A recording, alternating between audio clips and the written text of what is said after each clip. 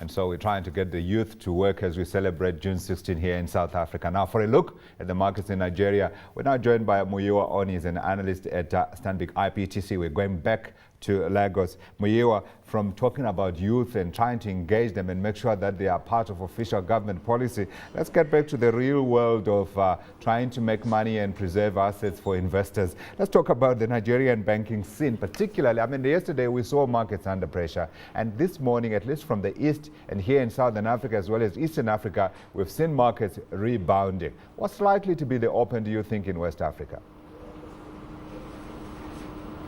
Hi, Godfrey. Thanks for having me. I can't really hear you clearly, so I can't really pick out your question. Please, can you repeat it?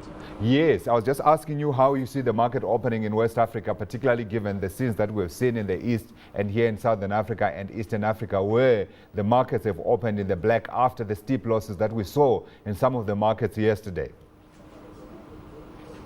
Okay, so the market's performance was weak yesterday. Like you said, the banking sector went down 6%.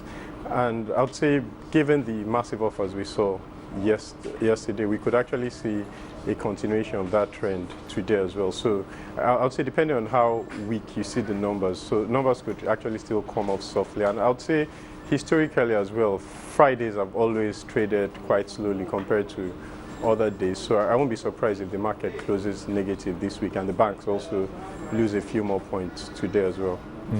So all part of global sentiment. But let's talk about the Nigerian banking sector particularly, because we've got that index down 5.8%. Is there still any value within that sector of the market?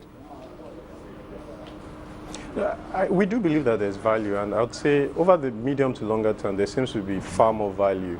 Going into this year, we actually downgraded our recommendation on a few stocks, and it was really driven more by the very strong price appreciations we had seen. Yeah. And our view also was that in terms of earnings outlook, we're a bit cautious on seeing strong EPS growth this year compared to the strong numbers we saw last year. And so I would say at this point in time, we actually did feel that most of the stocks were trading close to or fairly priced at the time. And so I wouldn't say we're completely surprised by the sell down we had seen, because most of the stocks had actually hit our target prices.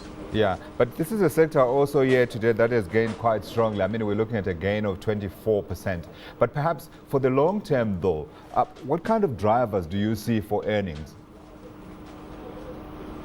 So over the medium to longer term, loan growth obviously is still the key driver for growth. And I would say this year we've actually seen a far more positive trend in loan growth compared to last year. And I would say the banks as well came into the year